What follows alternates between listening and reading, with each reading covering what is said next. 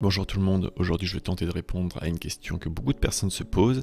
Pourquoi certains cyclistes n'utilisent toujours pas les pistes cyclables? Pour cela, je vais vous donner les clés qui vous permettront d'identifier si une infrastructure est sécurisante ou non. Je vais donc vous lister les points qui font d'une piste une bonne piste cyclable. J'en ai identifié 10, pratique pour avoir une note sur 10.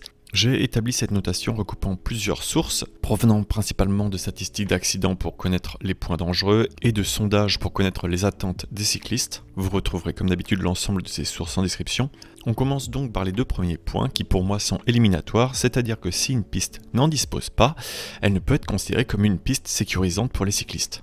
Le premier point, c'est d'être séparé des autres véhicules.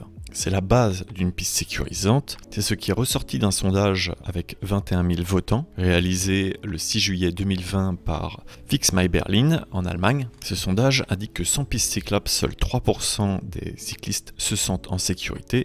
Avec une bande cyclable, on passe à 20% et avec un séparateur physique, on passe à presque 70% et 90% en relativement sûr. La bordure doit donc être assez haute pour éviter les écarts de véhicules et être continue pour éviter par exemple que les scooters l'empruntent partiellement.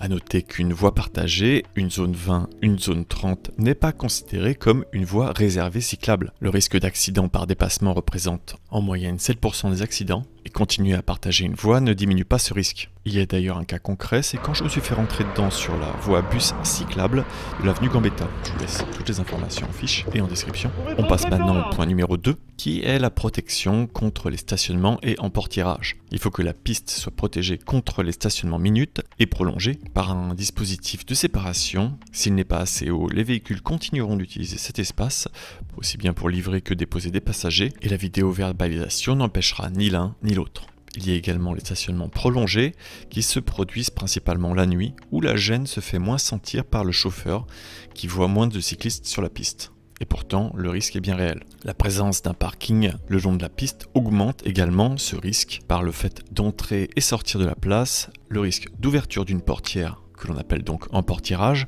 la traversée d'un piéton devant ou derrière un véhicule qui est caché. Une bonne solution donc est d'utiliser les véhicules comme bornes protectrices, les cyclistes passant entre le trottoir et ces véhicules stationnés. Il faut également que ce stationnement soit séparé d'un petit espace entre la piste cyclable et les véhicules pour que les passagers puissent en descendre en sécurité en ouvrant leurs portières. On remarque d'ailleurs sur le sondage que ce type de piste cyclable fait partie des pistes les plus sécurisantes. Pour ce qui est de la colorisation de la piste, c'est aussi une fausse bonne idée car cela ne change en rien la protection. Il y aura toujours du stationnement dessus car rien ne l'empêchera physiquement. A savoir, si vous circulez sur une bande cyclable le long des véhicules, vous avez le droit depuis 2015 de vous écarter des véhicules stationnés d'une distance nécessaire à votre sécurité. C'est-à-dire que dans certains cas, la bande cyclable devient une bande d'emportirage. En cas de véhicule stationné, je vous conseille donc de ne pas rouler dans cette zone, car l'emportirage représente quand même 15% des accidents sur Paris. On arrive au point numéro 3, qui est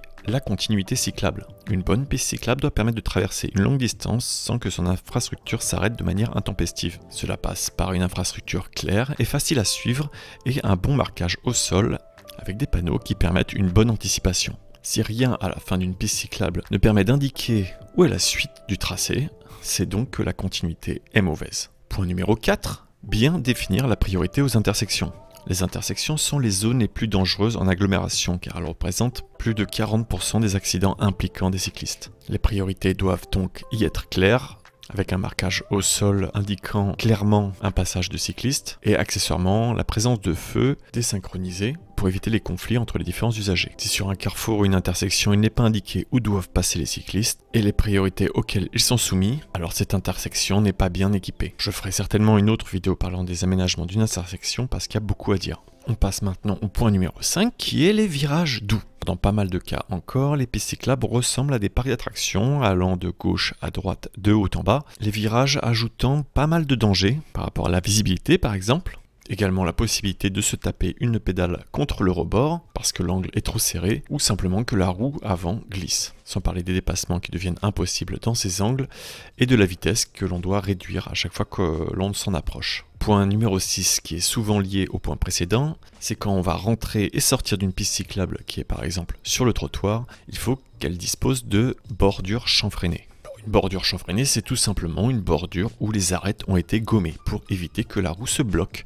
Car si l'angle n'est pas assez important, eh bien ça glisse, la roue continue tout droit, comme la roue d'un wagon qui suivrait un rail. Et ça se termine souvent par une chute ou une perte d'équilibre. Et dès que c'est un petit peu mouillé ou qu'il y a des feuilles, c'est encore pire. On arrive maintenant au point numéro 7, on parlait justement des trottoirs, et bien une bonne piste cyclable ne doit pas partager l'espace des piétons. C'est un petit peu comme le premier point, il faut séparer les cyclistes des autres véhicules et autres usagers en général. Car ils n'ont pas la même allure, un piéton qui se fait frôler par un cycliste, ce n'est jamais agréable, surtout qu'il est souvent sur un espace qui lui est réservé, le trottoir. Il ne faut pas oublier que même s'il y a une piste sur le trottoir, les cyclistes y sont simplement invités, et donc les piétons y sont toujours prioritaires. Bon, au-delà du trottoir, les piétons sont tout le temps prioritaires. Mais sur le trottoir, il faut d'autant plus faire attention à eux. Quand je dis trottoir, c'est un trottoir avec un aménagement cyclable. Il est interdit en vélo d'aller sur les trottoirs. Sauf si vous avez moins de 8 ans. Une séparation physique visible, par exemple une différence de hauteur, ou bien par exemple un massif floral ou une bande d'herbe, car une simple coloration de la piste ne suffit pas. On voit bien le résultat sur Magenta par exemple. Et ce séparateur physique permet également d'empêcher aux cyclistes un dépassement effectué sur l'espace piétonnier, car eux aussi peuvent venir empiéter sur l'espace des piétons. Bref, vous l'avez compris, un espace partagé avec les piétons, c'est bon pour personne. En parlant des dépassements, voici le point numéro 8. Une bonne piste cyclable doit permettre un dépassement entre les cyclistes. Pour définir à quoi correspond l'espace nécessaire pour un dépassement, il faut définir la taille d'un cycliste. D'après les informations que j'ai pu trouver sur la mairie de Paris, un cycliste dit statique, c'est-à-dire qui ne va pas bouger pendant son dépassement, mesure environ 60 cm. Alors après ça dépend de la taille des guidons, par exemple moi mon sein fait 50 cm, mais un guidon de BMX peut monter jusqu'à 75 cm. Il faut donc au minimum le double de ces 60 cm en imaginant que les deux cyclistes qui se dépassent sont statiques, en laissant quand même un petit espace de marge entre les deux. Cet espace a donc été calculé à 1,50 m à Paris pour une piste cyclable unidirectionnelle. C'est le minimum recommandé, bien sûr, il y a des pistes qui peuvent être plus grandes. Et le minimum également pour une bidirectionnelle est de 2 mètres. La taille recommandée par les associations est en moyenne de 50 cm plus large. Dans la logique, il faut simplement que le dépassement s'effectue sans problème entre les différents cyclistes. C'est-à-dire qu'un cycliste n'ait pas besoin de se rendre statique pour être dépassé par un autre. Parlant du dépassement, on arrive au point 9 qui est le caniveau. La dimension d'une piste ne doit pas prendre en compte le caniveau et doit en être suffisamment éloigné, car c'est l'une des zones les plus dangereuses sur une piste cyclable, car il y a beaucoup de trous, des bordures mal aménagées, des blocs qui se détachent, des flaques d'eau, des bris de verre et les bateaux qui montent et qui descendent. Les bateaux, c'est les accès parking, et souvent quand ils montent, ils peuvent se taper dans la pédale. Tous ces éléments sont donc des risques de chute supplémentaires et doivent être évités à la conception d'une piste.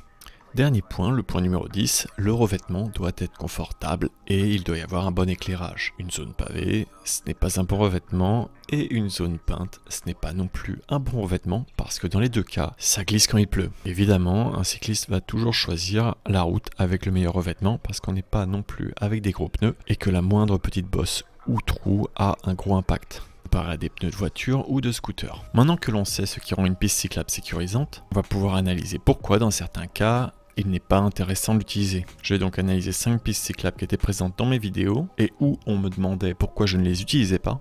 N'hésitez pas à faire vos pronostics sur la note des pistes en commentaire, ça permettra de voir si on a une différence de perception de la piste.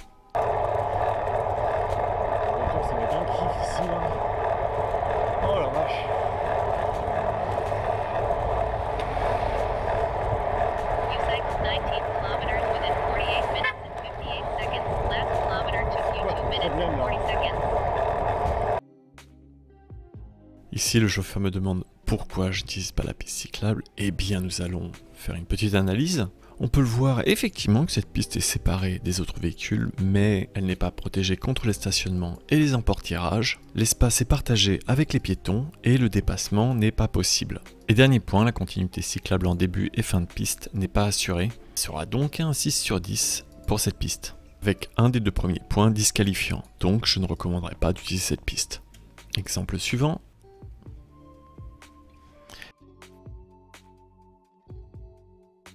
Ici, la piste n'est pas séparée des autres véhicules et n'est pas non plus protégée contre les stationnements. 2 points donc qu'il exclut d'office, sans oublier l'accès qui se fait par une bordure non chanfreinée et le partage de la route avec les piétons étant également limitée à 20 km/h.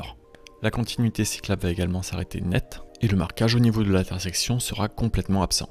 On tombe donc à 4 sur 10 pour cette piste. Nous arrivons au troisième exemple.